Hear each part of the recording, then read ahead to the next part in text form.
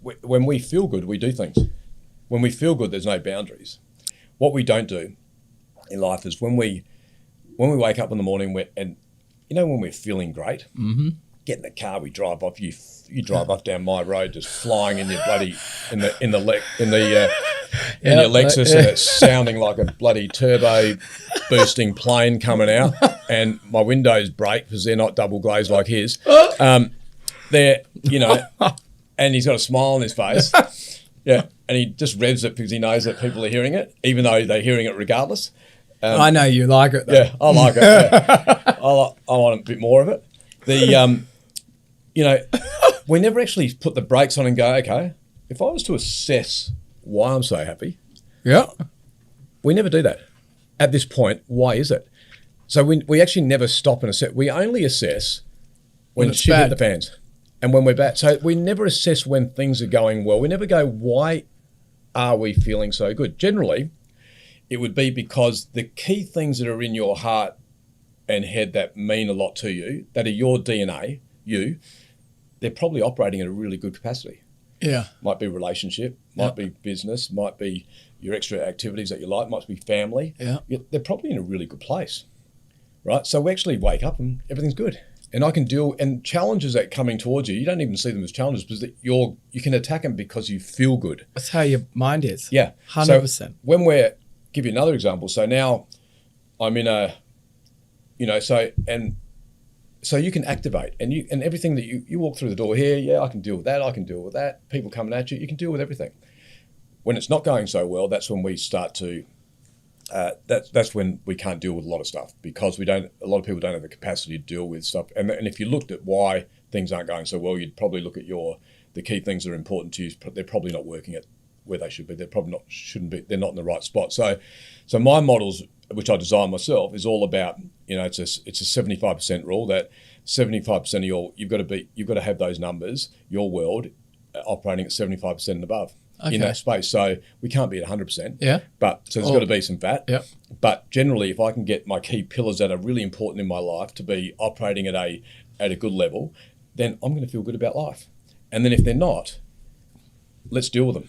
So it actually allows you to identify them, and if they're not at the time, deal with them. So what's the biggest thing that happens? Does that make sense? Yeah, 100% that makes sense, because that's not saying you have to be 100% all the time. No, because we're never going to be. Yeah, and I think there's an expectation for people to be on the whole time, and I think that's also a danger in elite athletes. And if you use footballers as an example, there's probably a high percentage of them that have a lot of idle time, dangerous. Quiet time is dangerous time. Yeah, like an idle mind is a devil's workshop. And I think for me, I'm consistently busy, but you see with some of these professional athletes, which mustn't have the best managers around them, they go into a drunk binge or something like that, where they're, these West Coast players are out at a fucking nightclub, who, as a professional athlete, you can't do well, but you never see the soccer players in the UK get in trouble. So they must have good managers, right? They must party in their rooms or do something. Yeah, they do something smart, different, right? Yeah. But when you see it, you think when you go, you're so high at the top level, you can't peak at that all the time. So you could get knocked down round 1, round 4, whatever. But coming off is, I think, a dangerous place to deal in. And do you see that of any of the athletes that where you have to go, oh fuck, how do I deal with this? I haven't been in this situation before. So how do you give that sort of advice? Yeah, it's interesting. Sport's the most emotional roller coaster 100%. Of all time. It is a minefield. Yeah. The reality is we lose a lot. Yeah. Right? You lose. True. You come second. Yeah. Not everyone wins. So when I say lose, I actually don't like the word use. I don't think you ever lose, but I just think you get great data.